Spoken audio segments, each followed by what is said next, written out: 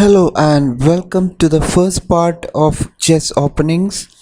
And today let's have a look at the top 5 aims of chess openings. What are the objectives to keep in mind, etc. So let's get started. In the simplest form, a chess opening can be defined as a group of initial moves of a chess game. The recognized sequences of initial moves are referred to as openings by white or defenses by black, but generally it is called as an opening. There are many dozens of different openings and hundreds of named variants in chess.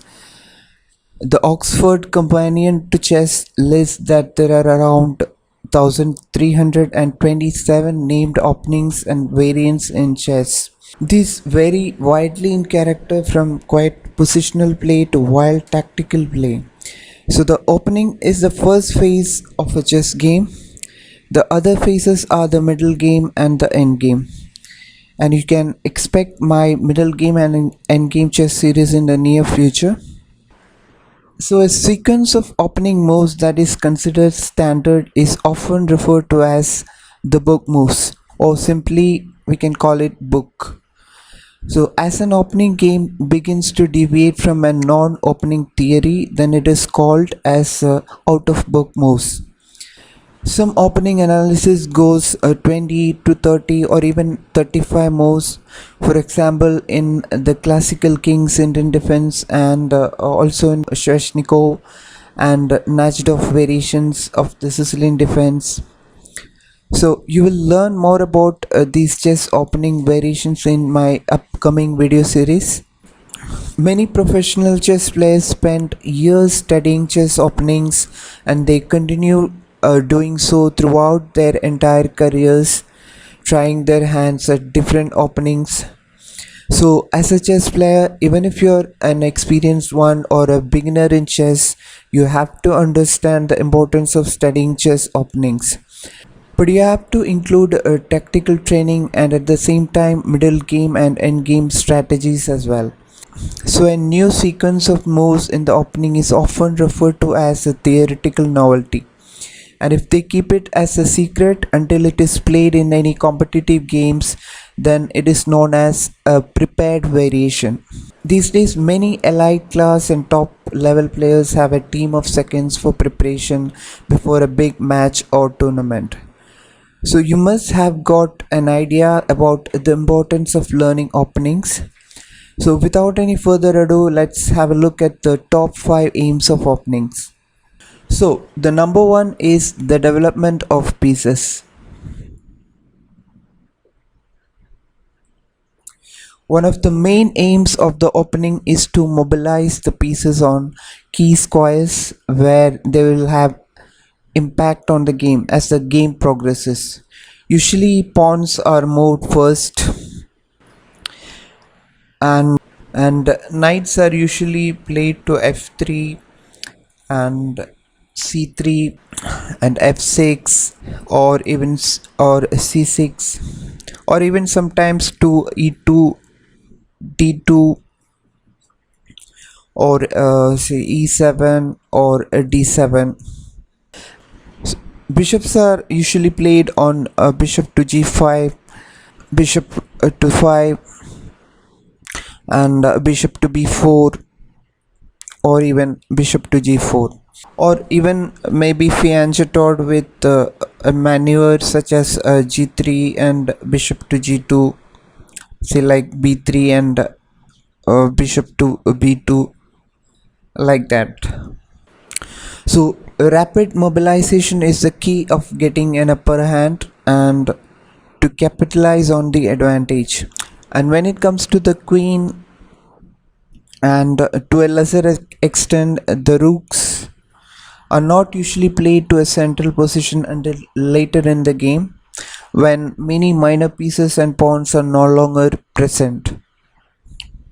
Otherwise the minor pieces will keep on haunting the major ones.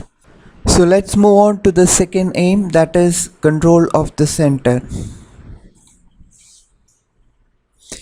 Control of the center square allow pieces to be moved to any part of the board relatively easily, and it will be better to control the center from a distance with your pieces, and try to break down your opponent's center and then take control. So control of the center square are important. Okay, so now let's move on to the third aim, that is safety of your king. You have to protect your king at any cost. The king is somewhat exposed in the middle of the board.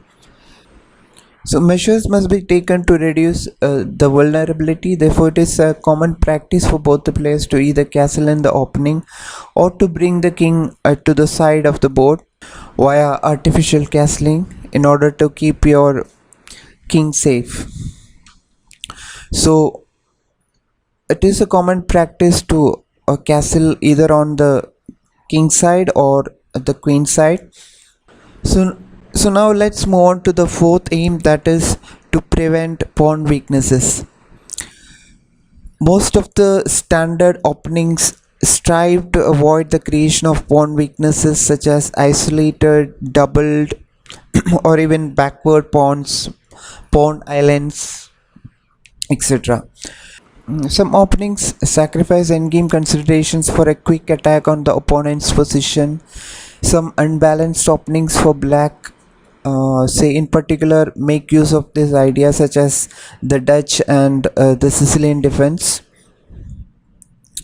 Other openings such as the Alakine and the Benoni, this invite the opponent to overextend and form pawn weaknesses.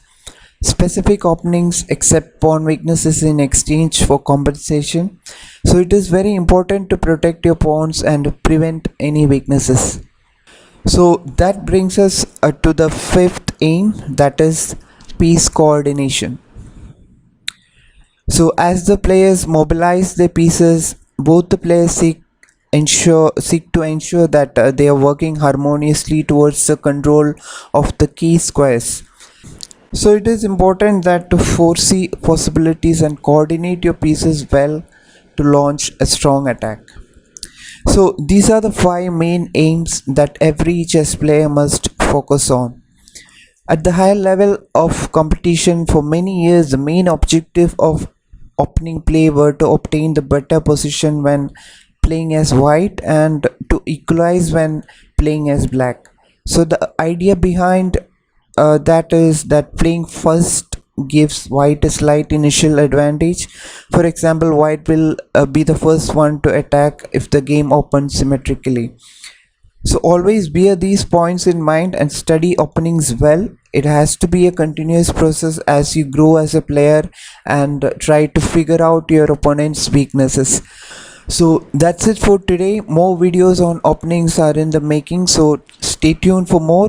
If you are new to my channel, then please do subscribe my channel and hit the bell icon to stay updated. If you guys are having any doubts, you can write that in the comment section.